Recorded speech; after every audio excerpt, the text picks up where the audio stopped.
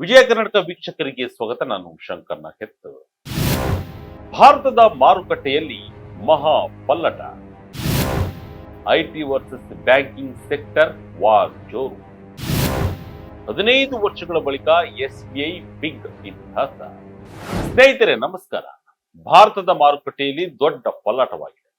ಭಾರತದ ಟಾಪ್ ಮೌಲ್ಯಯುತ ಕಂಪನಿಗಳಲ್ಲಿ ಇಷ್ಟು ದಿನ ಖಾಸಗಿ ದರ್ಬಾರ್ ಜೋರಾಗಿತ್ತು. ಆದರೆ ಈಗ ಸರ್ಕಾರಿ ಸ್ವಾಮ್ಯದ ಸಂಸ್ಥೆಯೊಂದು ಖಾಸಗಿ ಕಂಪನಿಗಳನ್ನ ಹಿಂದೆ ಹಾಕುತ್ತಿದೆ. ಸ್ಟೇಟ್ ಬ್ಯಾಂಕ್ ಆಫ್ ಇಂಡಿಯಾ ದೊಡ್ಡ ಸಾಧನೆ ಮಾಡಿದೆ. ಸರ್ಕಾರಿ ಸ್ವಾಮ್ಯದ ಅತಿ ದೊಡ್ಡ ಬ್ಯಾಂಕ್ ಆಗಿರುವ ಸ್ಟೇಟ್ ಬ್ಯಾಂಕ್ ಆಫ್ ಇಂಡಿಯಾ ಭಾರತದ ಐಟಿ ವಲಯದ ದಿಗ್ಗಜ ಕಂಪನಿಯಾದ ಟಾಟಾ ಕನ್ಸಲ್ಟೆನ್ಸಿ ಸರ್ವಿಸಸ್ ಅಥವಾ ಟಿಸಿಎಸ್ ಕಂಪನಿಯನ್ನೇ ಹಿಂದಿಕ್ಕಿ ಮುನ್ನುಗ್ಗುತ್ತಿದೆ.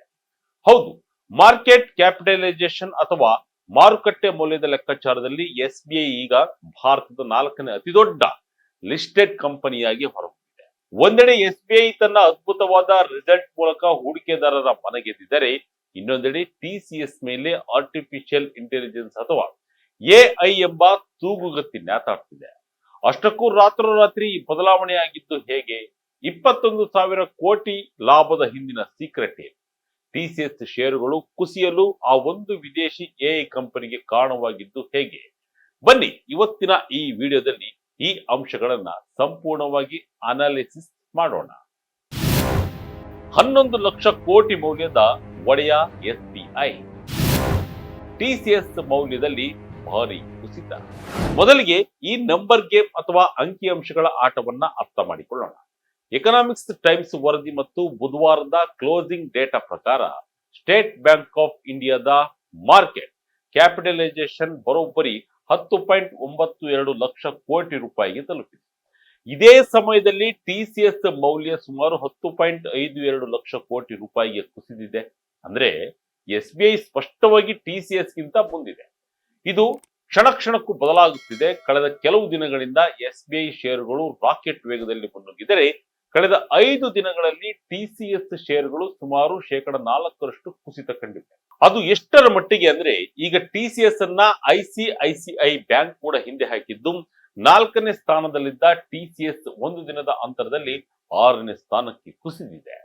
ಸದ್ಯ ಮುಖೇಶ್ ಅಂಬಾನಿ ಒಡೆತನದ ರಿಲಯನ್ಸ್ ಇಂಡಸ್ಟ್ರೀಸ್ 19.69 ಲಕ್ಷ ಕೋಟಿ ರು ಮೌಲ್ಯದೊಂದಿಗೆ ಮೊದಲ ಸ್ಥಾನದಲ್ಲಿಯೇ ಭದ್ರವಾಗಿದೆ. 2ನೇ ಸ್ಥಾನದಲ್ಲಿ ಎಚ್ಡಿಎಫ್ಸಿ ಬ್ಯಾಂಕ್ 15.14 ಲಕ್ಷ ಕೋಟಿ ರೂಪಾಯಿ ಮೌಲ್ಯ ಹೊಂದಿದ್ದರೆ, 3ನೇ ಸ್ಥಾನದಲ್ಲಿ ಭಾರತಿ ಏರ್ಟೆಲ್ 12.31 ಲಕ್ಷ ಕೋಟಿ ರೂಪಾಯಿ ಮೌಲ್ಯವನ್ನ ಹೊಂದಿದೆ. ಈಗ 4ನೇ ಸ್ಥಾನಕ್ಕೆ ಎಸ್ಬಿಐ ಲಗ್ಗೆ ಇಟ್ಟಿದೆ. ಟಾಪ್ 5 ಕಂಪನಿಗಳಲ್ಲಿ ರಿಲಯನ್ಸ್ ಮತ್ತು ಭಾರತಿ ಏರ್ಟೆಲ್ ಬಿಟ್ಟರೆ ಉಳಿದ 3 ಕಂಪನಿಗಳು ಬ್ಯಾಂಕಿಂಗ್ ವಲಯಕ್ಕೆ ಸೇರಿವೆ ಎಂಬುದು ಇಂಟ್ರೆಸ್ಟಿಂಗ್ ವಿಚಾರ. ಎಸ್ಬಿಐ ಈ ಪರಿ ವೇಗವಾಗಿ ಓಡಿದ್ದೇಕೆ? 21,030 ಕೋಟಿ ರೂಪಾಯಿ ಲಾಭದ ಸರದಾರ ಎಸ್ಬಿಐ. ಏನಪ್ಪಾ ಇದು, ಇಷ್ಟು ದಿನ ಎಸ್ಬಿಐ ಸುದ್ದಿನೇ ಇದ್ದಿದ್ದಿಲ್ಲ, ಈಗ ಒಂದೇ ಸಲಕ್ಕೆ ಏನಾಯ್ತು ಎಂಬುದನ್ನು ನೀವು ಕೇಳಬಹುದು.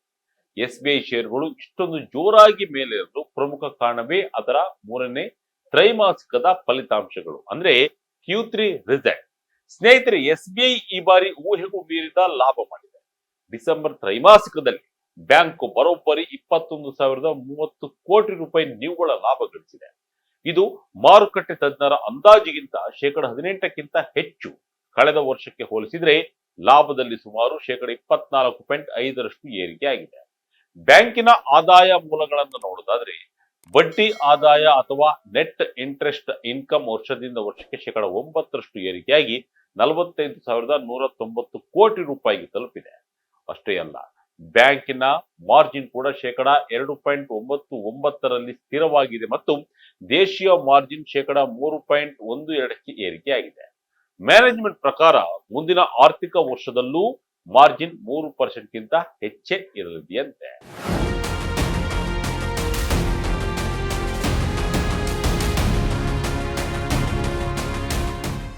ಇಲ್ಲಿ ಇನ್ನೊಂದು ಇಂಟ್ರೆಸ್ಟಿಂಗ್ ವಿಚಾರ ಇದೆ, ಅದನ್ನ ನೋಡ್ಲೇಬೇಕು.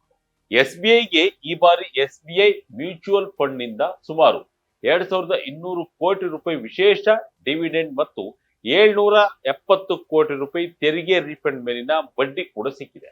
ಇದು ಕೂಡ ಲಾಭ ಹೆಚ್ಚಾಗಲು ಒಂದು ಕಾರಣ.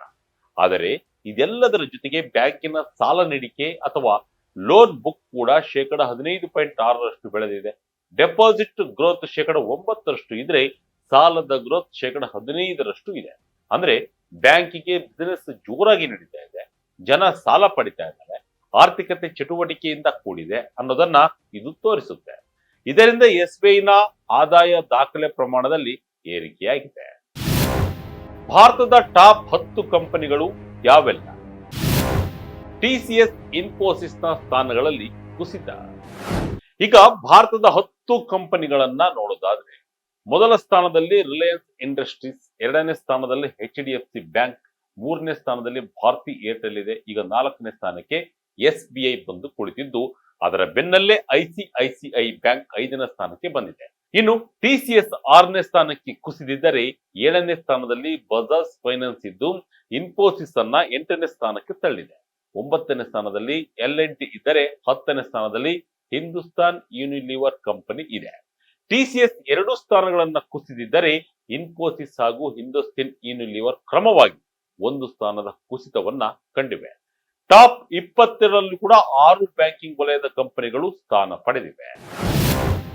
NPA ಇಳಿಕೆ ಬ್ಯಾಂಕ್ ಕ್ಲೇಮ್, ಬ್ರೋಕರೇಜ್ ಹೌಸ್ಗಳ ಜೈಕಾರ. ಇನ್ನು SBIಗೆ ಪ್ಲಸ್ ಪಾಯಿಂಟ್ ಆಗಿರೋದು ಅದರ ಅಸೆಟ್ ಕ್ವಾಲಿಟಿ ಅಥವಾ ಸಾಲದ ಗುಣಮಟ್ಟ.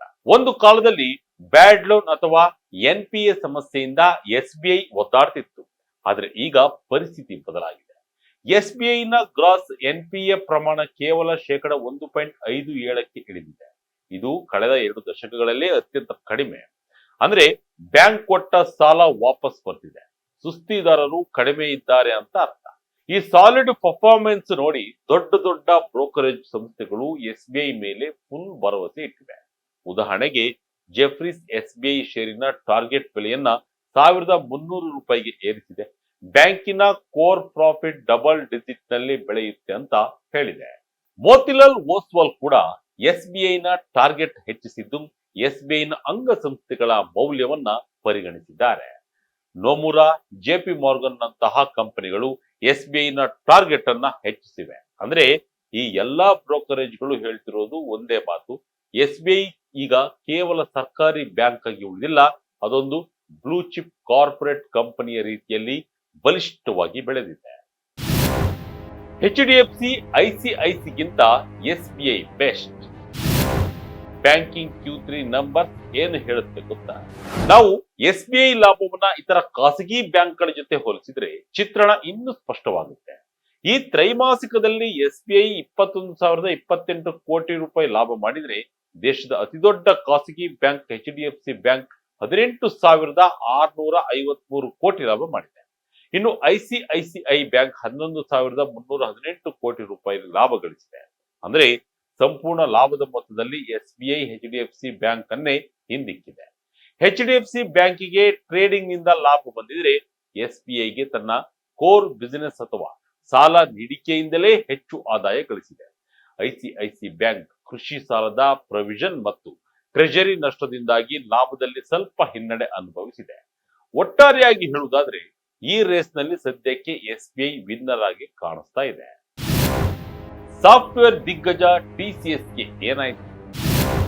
ಬೆನ್ನು ಬಿಡದ ಆಂಥ್ರೋಪಿಕ್ AI ಎಫೆಕ್ಟ್. SBI ಹೀಗೆ ಮೇಲೆ ಹೋಗ್ತಿದೆ, TCS ಯಾಕೆ ಕೆಳಗೆ ಬರ್ತಾ ಇದೆ? ಇದಕ್ಕೆ ಕಾರಣ ಜಾಗತಿಕ ಮಟ್ಟದಲ್ಲಿ IT ವಲಯದಲ್ಲಿ ಆಗ್ತಿರುವ ಆತಂಕ, ಮುಖ್ಯವಾಗಿ ಆಂಥ್ರೋಪಿಕ್ ಎಫೆಕ್ಟ್ ಅಥವಾ AI ಕ್ರಾಂತಿಯ ಭಯ. ಅಮೆರಿಕದ AI ಸ್ಟಾರ್ಟ್ಅಪ್ ಆಗಿರುವ ಆಂಥ್ರೋಪಿಕ್ ಇತ್ತೀಚೆಗೆ ಕ್ಲೌಡ್ ಕೋವರ್ಕ್ ನಂತಹ ಹೊಸ AI ಟೂಲ್ ಬಿಡುಗಡೆ ಮಾಡಿದೆ. ಆ ಟೂಲ್ಗಳು ಕೋಡಿಂಗ್, ಟೆಸ್ಟಿಂಗ್ ಮತ್ತು BPO ಕೆಲಸಗಳನ್ನ ಮನುಷ್ಯರಿಗಿಂತ ವೇಗವಾಗಿ ಮತ್ತು ಕಡಿಮೆ ಖರ್ಚಿನಲ್ಲಿ ಮಾಡಬಲ್ಲವು ಅನ್ನೋದು ಸಾಬೀತಾಗ್ತಾ ಇದೆ. ಇದರಿಂದ ಏನಾಗ್ತಿದೆ ಅಂದ್ರೆ ಹೂಡಿಕೆದಾರರಲ್ಲಿ ಒಂದು ಭಯ ಶುರುವಾಗಿದೆ. ಭಾರತದ IT ಕಂಪನಿಗಳು ಹೆಚ್ಚಾಗಿ ಮಾಡೋದು ಔಟ್ಸೋರ್ಸಿಂಗ್ ಕೆಲಸಗಳನ್ನ.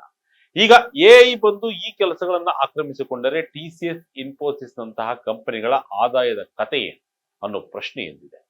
ಫೆಬ್ರವರಿ ತಿಂಗಳಲ್ಲಿ ಈ AI ಟೂಲ್ ಬಂದ ನಂತರ ಜಾಗತಿಕವಾಗಿ ಟೆಕ್ ಶೇರ್ಗಳಲ್ಲಿ ಬರೋಬ್ಬರಿ $285 ಬಿಲಿಯನ್ ನಷ್ಟು ಮಾರಾಟ ನಡೆದಿದೆ.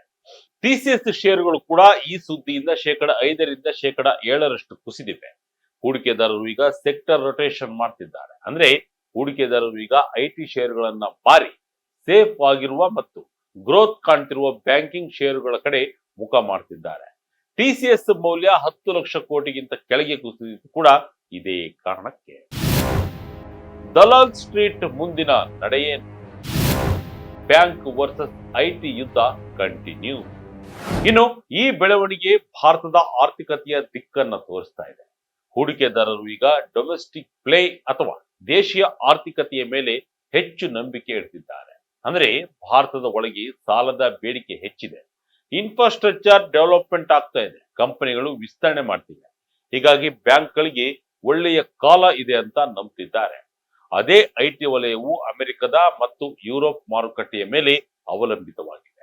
ಅಲ್ಲಿ ಆರ್ಥಿಕ ಹಿಂಜರಿತದ ಭೀತಿ ಮತ್ತು ಎಐ ತಂತ್ರಜ್ಞಾನದ ಅನಿಶ್ಚಿತೆ ಇರೋದ್ರಿಂದ ಐಟಿ ಷೇರುಗಳು ಒತ್ತಡದಲ್ಲಿವೆ. ಅಮೆರಿಕದ ಜಾಬ್ ಮಾರ್ಕೆಟ್ ಅಥವಾ ಉದ್ಯೋಗ ಮಾರುಕಟ್ಟೆಯ ವರದಿಗಳು ಕೂಡ ಐಟಿ ಕಂಪನಿಗಳಿಗೆ ಪೂರಕವಾಗಿಲ್ಲ. ಅಲ್ಲಿ ಕೇವಲ ಹೆಲ್ತ್ ಕೇರ್ ವಲಯದಲ್ಲಿನ ಕೆಲಸ ಸಿಗ್ತಿದೆಯೇ ಹೊರತು ಟೆಕ್ನಾಲಜಿ ವಲಯದಲ್ಲಿ ಇಲ್ಲ. ಇದು ಕೂಡ ಟಿಸಿಎಸ್ ನಂತಹ ಕಂಪನಿಗಳ ಷೇರು ಕುಸಿಯಲು ಪರೋಕ್ಷ ಕಾರಣವಾಗಿದೆ.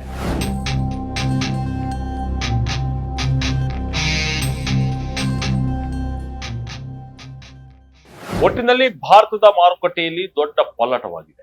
ಸರ್ಕಾರಿ ಸ್ವಾಮ್ಯದ ಬ್ಯಾಂಕ್ ದೊಡ್ಡ ಐಟಿ ಕಂಪನಿಯನ್ನ ಹಿಂದೆ ಹಾಕಿದೆ. ಟಾಪ್ 5ರಲ್ಲಿ 3 ಬ್ಯಾಂಕ್ಗಳೇ ಇರುವುದು ಭಾರತದ ಬದಲಾಗುತ್ತಿರುವ ಆರ್ಥಿಕ ಆದ್ಯತೆಗಳ ಸಂಕೇತವಾಗಿದೆ. ಎಐ ಎಂಬ ಸುಂಟರಗಾಳಿ ಐಟಿ ವಲಯವನ್ನ ತಲ್ಲಣಗೊಳಿಸುತ್ತಿರುವಾಗ ಎಸ್ಬಿಐ ನಂತಹ ಸಾಂಪ್ರದಾಯಿಕ ಬ್ಯಾಂಕಿಂಗ್ ವಲಯ ತನ್ನ ಷೇರುಗಳನ್ನ ಗಟ್ಟಿಯಾಗಿ ಬೇರಿರುತ್ತಿರುವುದು ಉತ್ತಮ ಸಂಗತಿ. ಮುಂದಿನ ದಿನಗಳಲ್ಲಿ ಎಸ್ಬಿಐ ಇದೇ ವೇಗವನ್ನು ಕಾಯ್ದುಕೊಳ್ಳುತ್ತಾ ಅಥವಾ ಟಿಸಿಎಸ್ ಮತ್ತೆ ಬೌನ್ಸ್ ಬ್ಯಾಕ್ ಆಗುತ್ತಾ ಎಂಬುದನ್ನ ಕಾದು ನೋಡಬೇಕಿದೆ. ಇದಾಗಿತ್ತು ಈ ಕ್ಷಣದ ಇಂಟ್ರೆಸ್ಟಿಂಗ್ ಸ್ಟೋರಿ. ಇದೇ ರೀತಿಯ ಸ್ಟೋರಿಗಾಗಿ Vijaya Kanaka website, YouTube page, Facebook page follow ಮಾಡ್ತಾ ಇರಿ. ಧನ್ಯವಾದಗಳು.